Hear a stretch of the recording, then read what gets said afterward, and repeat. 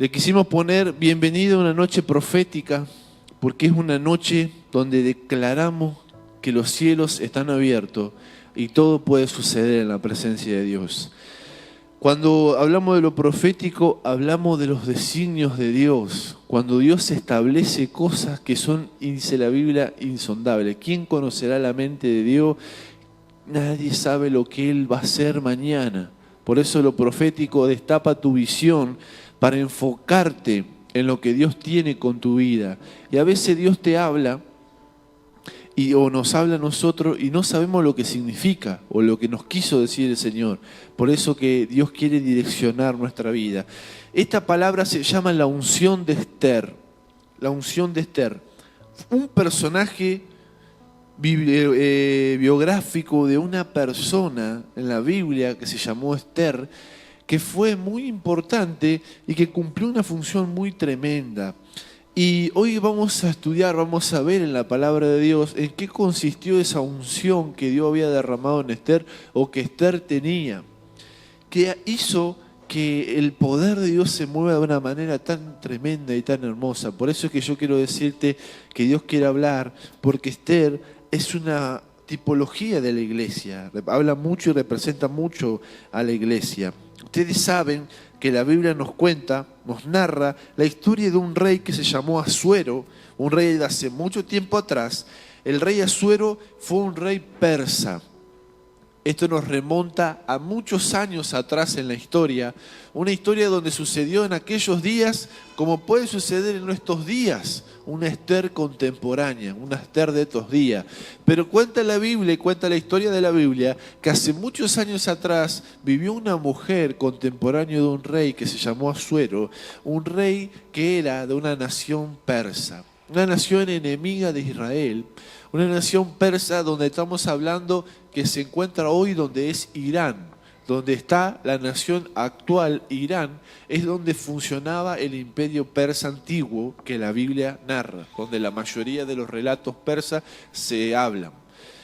Estamos hablando de un rey que vivía contrario a las leyes de Dios, tenía las leyes de la nación persa que eran muy distintas a las leyes de las naciones de Israel y a otras naciones como los asirios y cualquier otra nación. Él era un rey donde vivía en un pueblo, eran muy tiranos, los persas eran muy agresivos, muy violentos en la batalla, era un pueblo muy de duro rostro. No eran para nada complacientes, por lo cual hizo una fiesta de 180 días, dice la Biblia.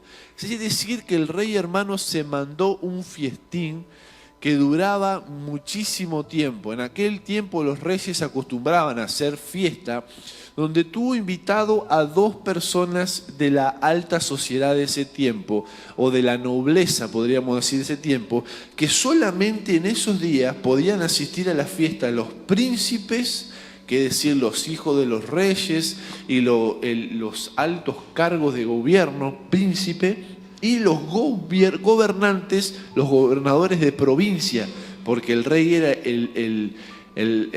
la autoridad máxima de todo el imperio, y todo el imperio consistía en muchas provincias distribuidas en el interior de todo su reino.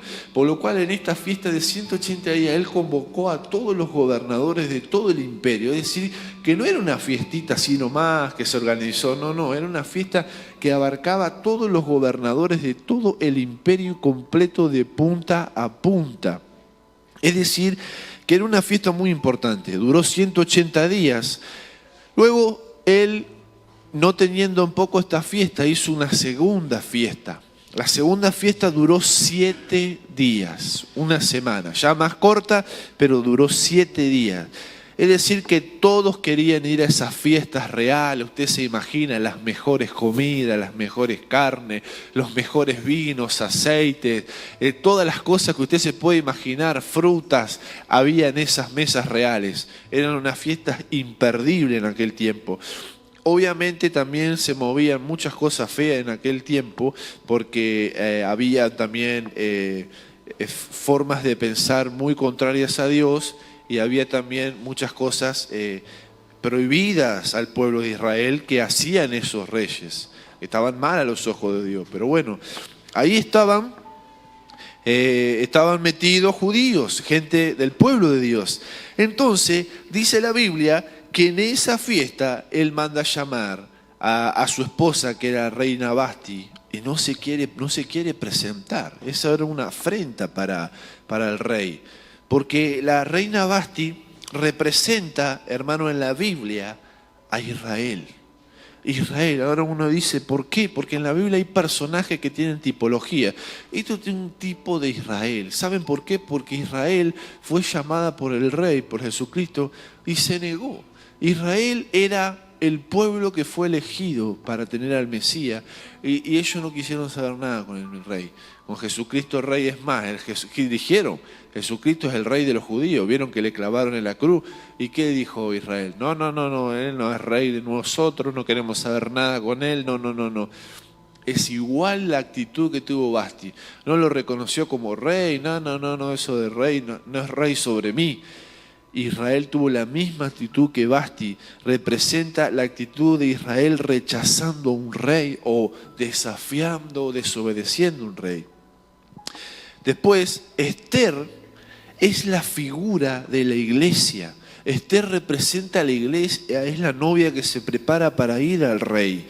Y es muy interesante el relato de la Biblia, porque cuando nosotros estudiamos el libro de Esther, hay algo tan poderoso que podemos sacar de esta historia, que impactaba mucho mi corazón, me llevó a quebrantar mucho mi corazón en oración, porque yo decía, Señor, esto es tremendo.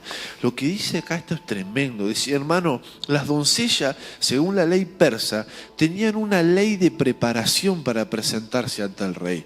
Nosotros sabemos que para presentarse ante el rey hoy en día no se presentan ante los reyes, por lo cual no estamos acostumbrados a ese tipo de eventos. Pero en aquel tiempo presentarse ante el rey era todo un evento, no era una cuestión tan normal. Por lo cual, ¿sabe cuánto duraba el periodo de preparación de las doncellas para presentarse ante el rey? Demoraba, según la ley persa, 12 meses. 12 meses de atavío, dice la Biblia, y consistía en un proceso dividido en 2 etapas que eran de 6 meses y 6 meses. Es decir, primero pasaban el proceso, y de acá podemos sacar una enseñanza muy, muy tremenda, porque la ley decía que tenían que pasar 6 meses de tratamiento con mirra. En aquel tiempo, la mirra, tanto para los persas como para los judíos, ¿sabe lo que representaba? Purificación. La mujer, hermano, de aquel tiempo no se podía presentar sucia ante la presencia del rey, por lo cual la ley le exigía estar purificada, estar pura. Y la mirra era un elemento que usaban en aquella época para purificarse. Por eso, 6 meses de purificación. No estamos hablando de un día, de 2 días, de una semana. Estamos hablando de 6 largos meses donde se sometían a un proceso muy riguroso y controlado por toda la corte del rey para que eso se cumpla. 6 meses de purificación con mirra. Esto representa el proceso de la iglesia, de cómo tiene que ser purificada para presentarse delante de Dios. Los otros 6 meses eran de perfumes aromáticos. Una vez que las doncellas de aquel tiempo, según la ley persa, estaba purificada y no tenía suciedad, se la perfumaba. Porque no bastaba con estar limpia, había que estar agradable delante del rey. Por lo cual se las perfumaba con clases de perfumes aromáticos de los más caros de la época. Ahí había distintas clases de perfumes muy fuertes. Hoy en día estaríamos hablando de perfumes, no sé, los que saben mucho de perfume, marcas muy caras, muy costosas, que es obvio que uno se echa y dura hasta la otra semana más o menos, sigue teniendo fragancia. No son esos que uno compra suelto, que ya el otro día ya no... Te dicen, no, es la piel, no, es el perfume, que falta... Bueno, cuando son caros, son buenos. Vieron que a cuánto le han regalado, aunque sea de regalo, y duran una fragancia que se siente de la otra cuadra más o menos. Son perfumes aromáticos de alta calidad y el rey los tenía en abundancia, por lo cual todas las doncellas reales tenían que oler a kilómetros a perfumes aromáticos. Usted imagínese 6 meses de tratamiento con perfumes aromáticos. Yo creo que a 5 cuadras se debe sentir prácticamente la fragancia, porque 6 meses lavándose. No sé si ustedes vieron la película de un príncipe que hace la película que él es hijo de un rey, se va a trabajar para buscar una esposa y trabaja en un lugar como McDonald's, algo así, y en un momento de la película cuentan la referencia, no me acuerdo el título, que trabaja un actor muy conocido, Un príncipe de Nueva York, me parece que se llama el título, el actor Eddie Murphy, en un momento él tiene un compañero, que cuando viene el rey y se entera que estaban ahí, le hace un castigo y lo hace bañar en pétalos de rosa, en pétalos de jazmín, no sé qué. Esa cosa extraña que uno ve en esa televisión, decir, uno se baña con champú, crema white, ellos se bañaban con pétalos, claro, porque pertenecían y el rey no podía tolerar que ellos se bañen en cualquier cosa. Así era en ese tiempo, hermano. Claro, a nosotros nos puede causar tanta sorpresa, tanto asombro, tanta risa, pero en esos tiempos era algo tan importante para presentarse delante del rey, era tan serio que podía causar la muerte. A nosotros nos puede causar un poco de exageración, pero en ese tiempo te decapitaba el rey. Si vos llegabas a aparecer con olor feo o sucio, el rey te podía mandar a matarte. O sea que era una cuestión de vida o muerte, no era una cuestión de estética, no era una cuestión de ¿no es cierto?, aparte que eran reyes culturales, era una cuestión que la persona tenía que tener cuidado para no morir. Entonces, nosotros vemos la seriedad de ese proceso que las mujeres hacían y se pasaban 6 meses de perfume aromático, por lo cual este es el proceso que la iglesia también tiene que tomar para hermosearse y oler la fragancia de Cristo. La Biblia dice que Jesús es la rosa de Sarón, por lo cual debemos oler a Jesús. Debemos oler a Cristo. Y una iglesia debe estar pura y también debe estar con ese perfume de Jesús. La nota importante. Esta mujer cuando se presentaba delante del rey, la doncella, todo lo que pedía, mire lo que le voy a decir, todo ponga entre comillas, porque todo era todo. Para el rey no había algo que no le podía dar. Todo lo que le pedía una mujer, a un ayudante o al encargado de las doncellas, se le daba para llevar como ofrenda al rey. Es decir, que la mujer, si tenía en su corazón algo para llevar, le tenían que dar, porque las leyes amparaban a que estas mujeres tenían que ir purificadas, aromatizadas y con ofrendas al rey. Por lo cual, este era el proceso de atavío que tenía que pasar una doncella para presentarse ante el rey. Imagínense, esto lo describe Esther 2, en el versículo 12 al 13, se dice, cuando llegaba el tiempo de cada una de las doncellas para venir al rey Asuero, después de haber estado 12 meses conforme a la ley acerca de las mujeres, pues así se cumplía el tiempo de sus atavíos, esto es, 6 meses con óleo de mirra y 6 meses con perfumes aromáticos y aceite de mujeres. Entonces las doncellas venían así al rey y todo lo que ella pedía se le daba para venir ataviada con ello desde la casa de las mujeres hasta la casa del rey. Los primeros capítulos de Esther van a describir las fiestas que el rey persa promulgó y cuando él hace llamar a las doncellas por este incidente de que la reina Vasti no se quiere presentar. Entonces, cuando nosotros vemos el libro entero de Esther, Vemos una mujer que tuvo una unción especial, porque todas las mujeres pasaron por este proceso que decía la ley persa. Es decir, que Esther no había tenido un atavío diferente. Todas las mujeres debían oler igual, todas las mujeres debían estar purificadas igual. Así que Esther tenía que haber tenido una unción diferente, porque el atavío no fue lo que atrajo al rey, sino que también tuvo una unción diferente. En aquel tiempo, cuando ustedes ven la imagen, si me podés poner en pantalla la imagen, Daniel, ahí ustedes ven el rey sentado con un cetro extendido, ¿lo ven? Y una mujer que extiende su mano a la punta del cetro. En la antigüedad, cuando la mujer no era llamada por el rey y se presentaba sin ser llamada, podía morir, podía ser decapitado.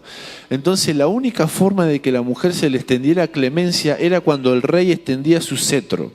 Si el rey del cetro se extendía así, simbolizaba gracia, simbolizaba que no la iban a matar. Entonces, fíjese el respeto que la mujer debía tener al rey, que tenía que ser convocada primero con el rey para presentarse. Entonces, si sucedía algo fuera de lo normal y de las leyes, el rey tenía todo el derecho para matarla, pero si le perdonaba la vida, le extendía el cetro. Y en la imagen, en el episodio, estos detalles, si no lo vemos y no lo estudiamos con el trasfondo, no vamos a entender el significado que tenía. Esther tuvo la gracia de Dios de hallar gracia ante el rey y que el rey le extendiera su cetro. Vasti no estaba dispuesta al rey, por cuando fue librado por el rey, Israel le negó y no le reconoció de la misma forma que Vasti. Hermanos, cuando nosotros vemos este relato tan hermoso de Esther, por ahí podemos sacar varias enseñanzas, porque podemos también entender que la habitación del rey era un lugar de intimidad donde no todo el pueblo podía entrar ahí. Entonces Esther tuvo una unción tan fuerte donde pudo entrar a la alcoba real o a la habitación del rey. Fue una mujer donde traspasó muchísimo más que otras personas para poder entrar a lugares que otros no pudieron entrar. Esa unción de Esther hace que personas tengan gracia tan fuerte parte de Dios, donde se le abran puertas para poder entrar a lugares que otros no han siquiera soñado poder pisar. Por lo cual, si yo le digo que no podían entrar al trono del rey sin ser llamado, imagínense entrar a la habitación. Pero por supuesto que no se podía entrar, eran muertos en el acto, por lo cual era una ley muy estricta. Y ella fue con esa gracia de Dios. Entonces, usted haga en su mente esa dupla. Purificación más perfume. Es lo que Dios quiere hacer con la iglesia del Señor. Nosotros podemos tener mucho perfume por fuera, podemos oler bien, tener una fragancia hermosa. Podemos tener una unción y predicar, pero perfecto, que sanen los enfermos. Pero ¿saben qué? Adentro podemos estar sucios con pecados. Podemos esconder pecados y que nadie los pueda ver. Por eso que, hermanos, es tiempo de que como iglesia nosotros entremos en un... Esto es una palabra espectacular para principio de año, pero no importa que no estemos a principio de año. Vamos a tomar, ¿hoy qué fecha es? 20 de octubre de 2019. Hasta el otro 20 de octubre de 2020 va a ser un año completito. Así que vamos a tomarnos el desafío de estar delante de Dios, ataviándonos de la misma forma que Esther se atavió. 6 meses de purificación de nuestros pecados. Te van a decir, pero pastor, qué ritualista, es su simbólico, no vamos a echarnos mirra. Pero lo que vamos a hacer es pedir al Señor santidad. Santidad por dentro y por fuera. Pero no una santidad donde que nosotros aparentemos delante de la gente. ¡Ay, qué persona tan santa! Va a la iglesia con su Biblia. No, sino que decir, somos todos pecadores. Todos y cada uno de nosotros somos pecadores, por eso buscamos a Dios.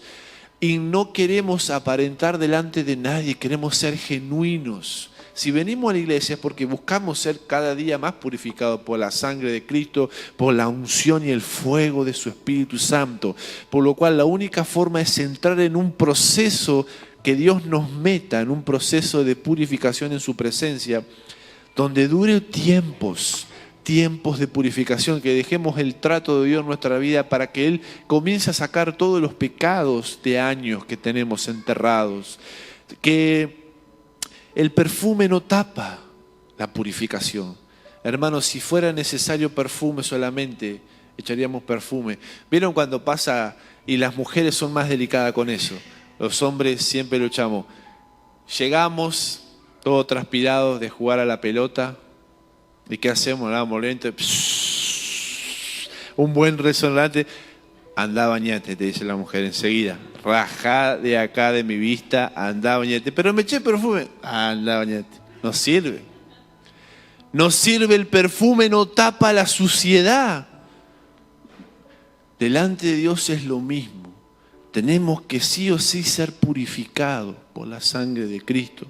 Y a veces tenemos pecados, hermano, y el hecho de que Dios nos use y la unción y los milagros no significa que no necesitemos también ser purificados por Dios. Hay a veces que Dios nos mete en un proceso para purificar nuestra vida, purificar nuestra forma de pensar, nuestro corazón, las intenciones de nuestro corazón, nuestros hechos, nuestros actos, nuestra palabra, todo sometido a la purificación de Dios. ¿Es tan importante, pastor? Claro que sí. Si para un rey persa, pagano, que no tenía ni idea de Dios, y todas estas mujeres soportaban todo este proceso con alegría, con expectativa. Ustedes saben las charlas que habrán tenido entre las doncellas. ¡Ay, quién va a ser la que va a estar delante del rey! Todos los vivían como un proceso estimulante. Nosotros de la misma forma tenemos que gozarnos y decir, Dios está purificándome, me voy a presentar delante del Rey de Reyes, el Señor de toda la tierra, creador del firmamento, y voy a ir purificado. ¿Amén? Porque esa es la actitud de la iglesia, de la novia del Señor. Dice la Biblia que Él viene a buscar un pueblo bien dispuesto, una novia sin mancha y sin arruga. Por lo cual la mancha habla de suciedad. Una iglesia sucia no se puede presentar delante del Rey. ¿Cuántos tienen hijos chiquitos y se presentan a comer a la mesa después de venir del patio jugando con la tierra y ponen las manitos para comer la comida? Hay que bañarse, hay que lavarse las manos para comer. Y no entiende. El proceso de purificación, el hombre pecador no lo entiende, porque el hombre pecador quiere seguir con su pecado, quiere que Dios, si Dios me ama, que me acepte como soy y listo. Y no, sabemos que Dios nos ama, es cierto, pero Dios nos quiere resplandeciente, no porque Él sea un capricho de Él, sino porque Él sabe que es lo mejor para nosotros. La purificación hace que nosotros estemos agradables delante del Rey y también que podamos brillar más, porque el pecado nos afea. El pecado, las manchas del pecado horrorizan nuestra vida. Te va a ver que una persona que cada vez se mete más en el pecado comienza a traer horror y es muy linda. Si está subida en YouTube la prédica que predicó nuestra hermana Yamile, la predicadora, ¿cómo se llamaba la prédica donde hablaba de cuando empezaba a haber olor por el pecado?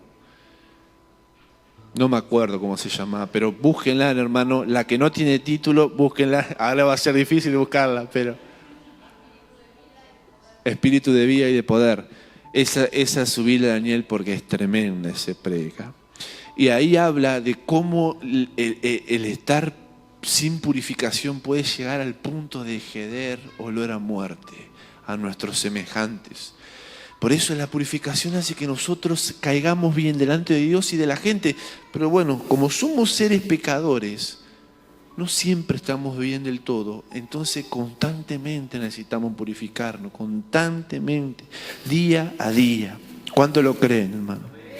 Podemos tener mucha unción, podemos cantar, podemos danzar, las chicas que danzan, podemos lo que sea en la iglesia, pero estar sucio. Entonces el tiempo de la purificación. Esther 5 del 1 al 3 dice el relato: aconteció que al tercer día se vistió Esther su vestido real y entró en el patio interior de la casa del rey, enfrente del aposento del rey, y estaba el rey sentado en su trono, en el aposento real, enfrente de la puerta del aposento, y cuando vio a la reina Esther que estaba en el patio, mire lo que dice: Ella obtuvo gracia ante sus ojos. Y el rey extendió a Ester, ¿qué dice? El cetro de oro que tenía en la mano. Entonces vino Ester y tocó la punta del cetro.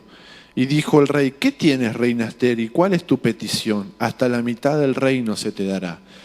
Fíjese que cuando Ester halló gracia, cuando el rey le extiende el cetro, le está queriendo decir a Ester que venga porque esa mujer tiene la gracia del rey. Qué tremendo, hermano.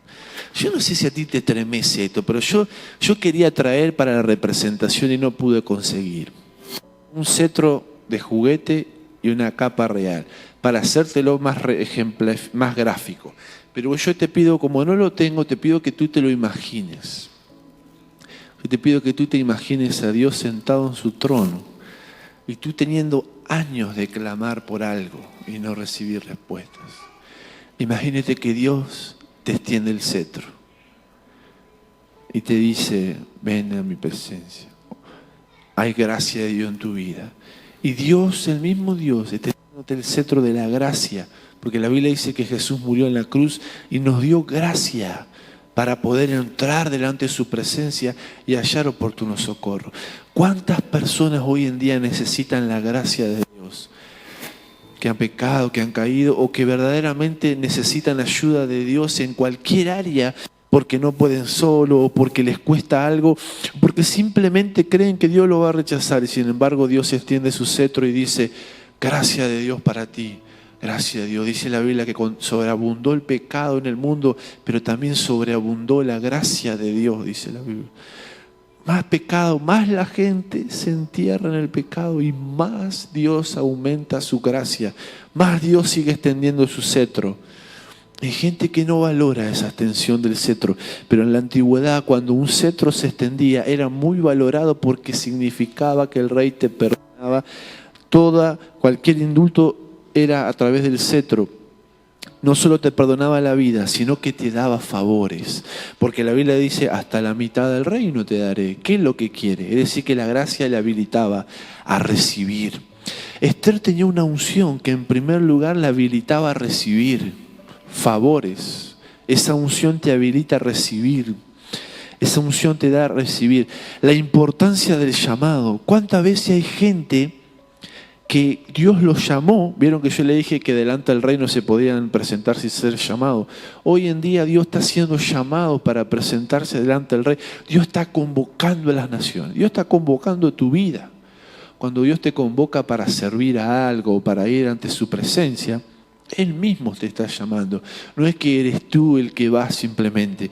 Él te está convocando. Porque dice la Biblia: venid y adoremos. O dice, Dios está llamando al pecador. Dice la Biblia: proclamen a voz en cuello, vayan por las plazas, busquen a los perdidos, proclamen el evangelio y díganle que Dios los llama, los convoca.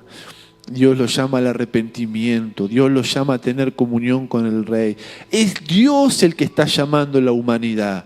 Es Dios, el Rey de Reyes, quien extiende su cetro de gracia sobre la humanidad. La importancia del llamado de Dios sobre tu vida, tanto para buscarle, tanto para arrepentirte, tanto para predicar, servir en lo que sea. La iglesia que se purifica y se perfuma allá la gracia ante Dios. Esther 8, leímos Esther 5 del 1 al 3, ya lo leímos. Esther 8 del 3 al 8 nos habla de los decretos de la época. El rey hacía decretos. Y la segunda característica de una mujer con la gracia de Dios, dice que volvió luego Esther a hablar delante del rey y se echó a sus pies llorando y rogándole que hiciese nula la maldad de Amán, Agageo, y su designio que había tramado contra los judíos. Entonces el rey extendió a Esther el cetro de oro, otra vez dice, y se levantó y se puso en pie delante del rey y dijo: si place al rey y sea hallado gracia delante de él, y si le parece acertado el rey y yo soy agradable a sus ojos, que se dé orden escrita para revocar las cartas que autorizan la trama de Amán, hijo de Amedata, Agageo, que escribió para destruir a judíos que están en todas las provincias del rey, porque ¿cómo podré yo ver el mal que alcanzará a mi pueblo? ¿Cómo podré yo ver la destrucción de mi nación? respondió el rey Asuero. Miren de relato, es muy interesante. Y Mardoqueo, el rey Asuero a la reina Ester y a Mardoqueo el judío: he aquí yo he dado a Ester la casa de Amán y a él han colgado en la horca por cuando extendió su mano contra los judíos. Escribid pues vosotros los judíos como bien os pareciere en nombre del rey. Y selladlo con el anillo del rey, porque un edicto que se escribe en nombre del rey y se sella con el anillo del rey no puede ser revocado. Es decir, que en segundo lugar, Ester recibió un poder de decreto en nombre del rey. A Ester se le dio un sello donde sellaban los decretos como si fuese el rey mismo que los emitía. Entonces, hermano, hay dos decretos, déjame decirte. En este relato podemos observar dos decretos: los decretos del enemigo y los decretos del rey. Había un enemigo en ese relato que se llamaba Amán, que tipifica a Satanás. Muchas veces tenemos en nuestra vida un enemigo llamado Satanás que continuamente está decretando muerte sobre nuestras vidas, pobreza, aflicción, quiere destruir tu matrimonio, y toma voces de gente cercana tuya: te va a ir mal, vas a fracasar, tus hijos van a hacer lo que sea, lo peor. Todo decreto que Satanás hace. Pero ¿sabes qué? La gente que tiene la unción de Ester es como que tuviera un anillo real donde revoca los decretos del diablo y establece los decretos del rey. Tomá esa palabra de revelación. ¿Qué te parece, hermano, revocar los decretos del diablo contra tus hijos? ¿Qué te parece tener el anillo para revocar los decretos del diablo sobre la iglesia, sobre Santa Fe, sobre las naciones, sobre la gente que vos amás? Que Satanás quiere decretar muerte. Pero vos decís: no, yo tengo la autoridad que el rey me dio y yo decreto vida sobre esta persona. Yo decreto que esta empresa se levanta. Donde todos dijeron que vamos a... Hermano, ¿cuántas veces nos han dicho, hermano, han hecho brujería para que la iglesia se cierre? Ese es el decreto del diablo. Pero nosotros tenemos la autoridad y el anillo del rey y decimos: la iglesia no se cierra, la iglesia prospera. Y rebatimos todo. No, la iglesia no va a tener finanzas, no va a poder predicar nada al reino, dice Satanás.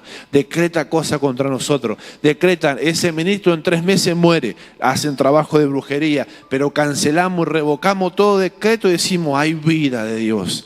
Y decretamos otra cosa. Es así, hermano. Satanás decreta cosas. Tenemos que despertar al mundo espiritual, porque esto es real.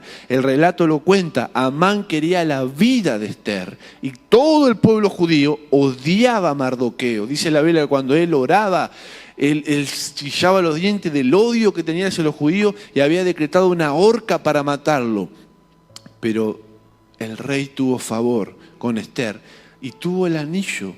Quiere decir, hermano, que cuando Dios te da esa unción de Ester, te da esa autoridad para decretar y anular, porque dice la Biblia que los decretos del rey no pueden ser revocados. Los de Satanás sí, pero los del rey no pueden ser revocados. Por eso Ester es la iglesia intercesora que le importa, oiga bien, le importa exponer su propia vida, ya que no quiere ver a su pueblo en destrucción. Le interesa que su pueblo no se destruya, por lo cual va y pone la caripela delante del rey y dice: Señor, este pueblo de la gracia, y va y pone sabiendo de que puede morir si cae mal delante del rey. Pero aún así se expone para que su pueblo no sea destruido. ¿Cuántos quieren esa unción de Ester? Para que el pueblo no sea destruido, para que las naciones de la tierra no sean destruidas por las cosas que Satanás planea contra nuestras vidas, contra nuestros hijos, contra nuestras ciudades, contra toda la gente que amamos. ¿Sabe? La palabra hebrea que está hablada ahí en esa Biblia donde dice interceder, cuando dice que Ester intercedió, hay una palabra hebrea que se llama bakash, que termina SH. Esa palabra hebrea significa interceder por cualquier medio en busca de ayuda, pero por medio de adoración y alabanza. La intercesión puede ser violenta, agresiva, pero Ester iba con labios de adoración al rey, ataviada, purificada, y por medio de la adoración y la oración era que intercedía por ese pueblo. Fíjese las palabras dulces que utiliza Ester cuando habla con el rey. No es prepotente ni agresiva. No la vemos en una altivez y una soberbia, una arrogancia. La vemos con humildad, la vemos con rendición ante el Rey. Entonces, en medio de adoración, de la rendición de un adorador, comienza a decretar y comienza a interceder por el pueblo. Por lo cual es la iglesia que gime, es la iglesia que llora, es la iglesia que busca el cetro del Rey que sea extendido sobre una vida. Hasta que no vemos que el cetro del Rey se extiende sobre mi hijo, no dejo de gemir, no dejo de clamar, porque temo que mi hijo se destruya en las drogas, temo que mi esposa se pierda en el pecado, temo que lo que sea, que mi compañero, el que no conoce a Cristo, se pierda en el infierno. Y clamo y gimo y adoro y ayuno y busco hasta que el cetro del Rey se extienda sobre esa vida. ¿Cuántos van a clamar así por Argentina, por Santa Fe, por tus hijos, por tu matrimonio que parece perdido? Pero el cetro del Rey se tiene que extender sobre esa necesidad que estás pasando en esta noche, hermano. No importa cuán difícil pueda ser la situación de Argentina, no importa cuán destruido esté una vida, tan perdido en el pecado esté una vida. ¿Sabe qué, hermano? Ayer cuando fuimos a la campaña, se acercó una persona y me pidió una Biblia. Y cuando ella me hablaba, yo quería abrazarlo, quería darle el amor de Cristo. Y podía sentir el olor a cerveza que salía de su boca. Se sentía muy fuerte. Era una persona que se notaba que estaba perdida en el alcohol. Pero quería buscar a Dios. Por lo cual tenemos que clamar para que el cetro de Dios se extienda sobre esas personas. Personas que están perdidas en adicciones, personas que están perdidas, que no saben cómo salir de la pobreza, de la miseria, de la escasez, del rechazo, del abandono, de un montón de situaciones que pasa a la gente que amamos. Esther intercedía por la gente que amaba, por su pueblo, a favor que el cetro del Rey se extienda. Lo que hace que todo decreto de muerte sea anulado, la que hace que el mismo anillo del Rey le sea dado contra todo decreto dictado para nuestro pueblo del enemigo. Todo decreto del Rey es anulado. Por eso, hermano, esta es la palabra que yo te quería compartir en esta noche. Hay una unción de Esther fuerte que Dios quiere desatar sobre la iglesia. Quizás hay algunos que tienen más sensibilidad y por eso Dios se las da, pero esta es para la iglesia. La iglesia tiene que clamar porque ese cetro se extienda sobre tus hijos. Tus hijos no se pueden perder, hermano y hermana. No se puede perder todo lo que Dios te dio. Tenés que empezar a gemir, a llorar. Tenemos que empezar a clamar para que la gracia de Dios se extienda sobre aquel. Porque ¿saben qué, hermano? Algunos dicen, pero ¿por qué Dios me bendice a mí si yo soy nada que ver con Dios? Yo estoy re lejos de Dios. Y a veces Dios te bendice por una Esther que está intercediendo por vos. Amén. Quizá hoy estás de pie por una Esther que fue a interceder al Rey. Siento la unción acá, hermano. Porque es cierto, ¿cuántas veces estábamos perdidos, hermano, en nuestras rebeliones y pecados? ¿Cuántas veces estábamos lejos, no queríamos saber nada con el Señor? ¿Cuántas veces yo también estuve así? Y ¿sabe qué? Dios levanta a Esther que clama, dice, misericordia, Señor, piedad, Señor, por esa vida, piedad por ese corazón, piedad por su mente, no tomes en cuenta su pecado, Señor. Y el cetro del Rey se extendía una vez más sobre tu vida. El cetro del Rey se extendía más sobre tu casa. Y ahí Satanás viniendo delante de Dios. ¿Hasta cuándo le extenderás el cetro a ese pecador? ¿Hasta cuándo le extenderás el cetro si vez tras vez peca? Pero Dios dice, pero hay una Esther que me pide. Hay una Esther que me gime. Hay una Esther que me clama. Y tiene mi gracia en mi favor. Amén. Te pido que te pongas en pie, hermano, en esta noche. Porque esta unción es la que tiene que caer sobre sanidad de las naciones. Esta es la unción que Dios está queriendo derramar. ¿Cuántos la quieren? Levanten sus manos. ¿Cuántos quieren esa unción para clamar por sus hijos, para clamar por su matrimonio, para clamar por su finanza, por su economía? No sé en qué estás necesitando el cetro del Rey a tu favor. Pero esta es la noche, hermano. Está el Rey de Reyes. el que para Él no hay nada imposible. Yo me levanto en esta noche en contra de todo decreto que Satanás quiso contra tu vida. Todo lo que te decretaron desde la panza de tu madre, que tenías que morir, que tenías que ser abortado. El diablo decretó muerte, pero hubo una Esther, ¿te acordás? En tu vida hubo una Esther que clamó y por eso estás acá. Convertite vos ahora en una Esther de esta generación. Convertite en una Esther que clama por los perdidos, que clama por tu familia, que clama por la iglesia que no sea destruido por los planes de Satanás. Mucha gente quiere ver por la envidia tu vida acabada, pero tú te tienes que levantar y decir: Señor, extiende tu cetro, y ahí Dios va a hacer maravillas en tu vida. Oh, Espíritu de Dios.